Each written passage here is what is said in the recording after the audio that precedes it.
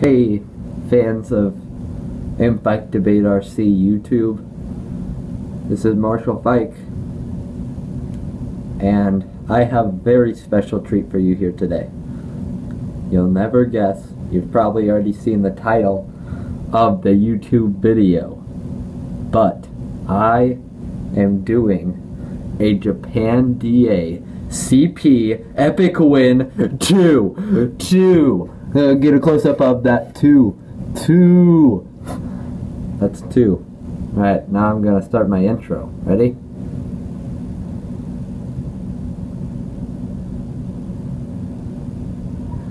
I'm gonna run the Japan DA and CP. Let's go. Japan DA CP Epic Win. Yeah, let's go. Alright, shirt's coming off. Your sweatshirt's coming off. Ready?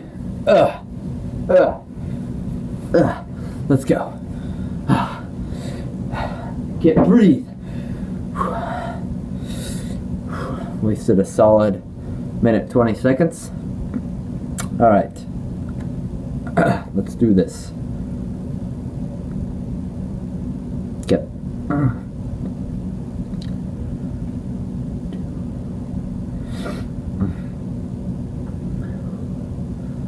Let's take a couple seconds.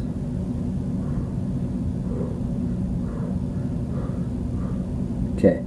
First, the thesis of the Japan DA. Get ready. It's about to begin. 5, 4, 3, 2, 1.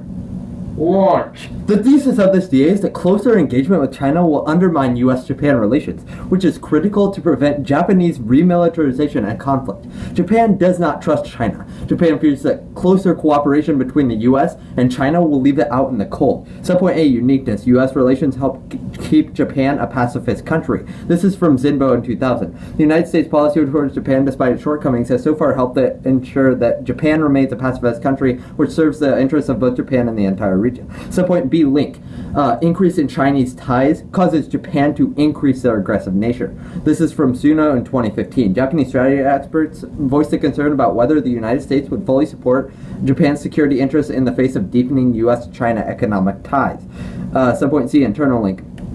Japan listed China as a principal military threat. This is from Carpenter in 2016. It should not be surprising that Japan has apparently embarked on a balancing strategy towards China.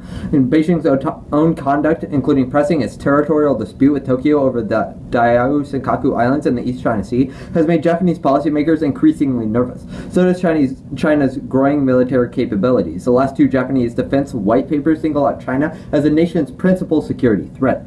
Subpoint D, Brink, wars approaching the South China Sea, from Hallinan of 2016. A combination of recent events underpinned by long-running historical strains reached back more than 60 years has turned the Western Pacific into one of the most hazardous spots on the globe. In just the past 5 months, warships from both countries, including Japan, have done everything but ram one another. Subpoint E, impact. War in the South China Sea would be devastating to world trade. This is from Crabtree in 2016.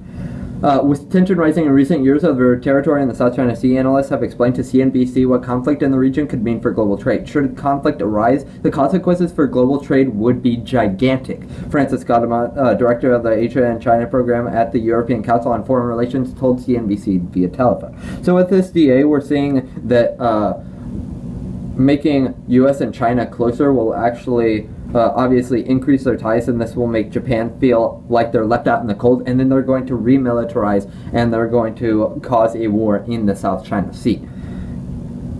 So now I'm going to move on to my Japan negotiation CP part 2 of this second episode. Alright, so we got so basically judge how this whole thing fits. So what this CP is we're going to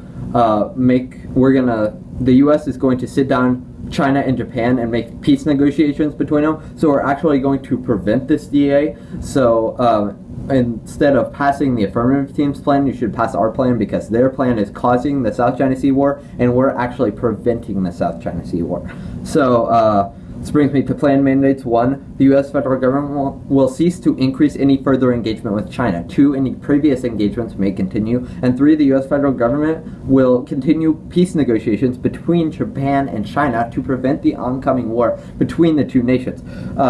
B. Logistic funding will be through normal means. 2. We reserve the right to fiat, to define all terms, and to legislative intent. Observation 1. Harms inherency. Subpoint A. Japan and China are destined for war. This is from Price in 2016. China warned Japan on Thursday that its plan to conduct joint exercises with the United States in the South China Sea were equivalent to playing with fire. If Japan wants to conduct any joint patrol or joint exercises in waters administered by China, it is just like playing with fire, and the Chinese military will not sit and watch, Ministry spokesman Yang Yujin told reporters.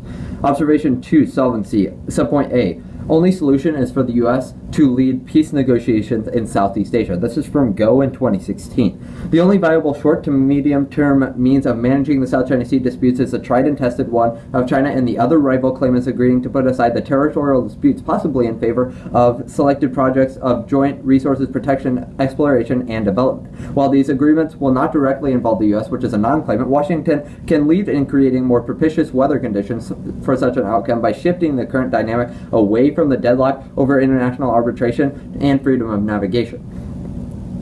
Net benefit 1. Peace saves lives. Subpoint A. Harms. War kills millions. This is from Hedges in 2003. At least 108 million people were killed in wars in the 20th century. Estimates for the total number killed in wars throughout all of human history range from 150 million to 1 billion. Subpoint B. Solvency. Cross-apply observation 2. Solvency. Subpoint A. Only solution is for the U.S. to lead peace negotiations in Southeast Asia. And the net benefit 2 is economy. Subpoint A. Harms. South China Sea War hurts the economy. This is from Rosenfeld in 2014. Tensions in the South China Sea pose an economic security risk to the entire globe, said Peter Dutton, professor of strategic studies and the director of China Maritime Studies Institute at the U.S. Naval War College. So one such risk is that if a flare-up were to arise between China and one of its smaller neighbors, those global trade routes could be affected, hurting the world economy, Dutton said. Subpoint B. Solvency. Cross-supply observation 2. Solvency. Subpoint A. Only solution is for the U.S. to lead peace negotiations in Southeast Asia. So basically what this whole CP is saying, Judge, is that what our plan is saying is that we're going to sit down, and our solvency says is that the only way to cause peace between China and Japan is for us to sit down with them and to prevent this war. As we can see, we're saving millions of lives because obviously war leads in death, so we're actually saving all these lives. We're saving all these lives from preventing this war, unlike the affirmative team's plan, who is going to cause this war and kill people. And then, of course, we're going to save our economy, and the South China Sea War is going to hurt the economy, so their plan is both hurting the economy and they are killing people. And we're preventing both of those things, and we're preventing our Japan DA. So, it's over, guys. That was episode 2 of Japan DA CP Epic Win 2. Never forget. Never forget. This is your boy, Marshall Fike, signing out.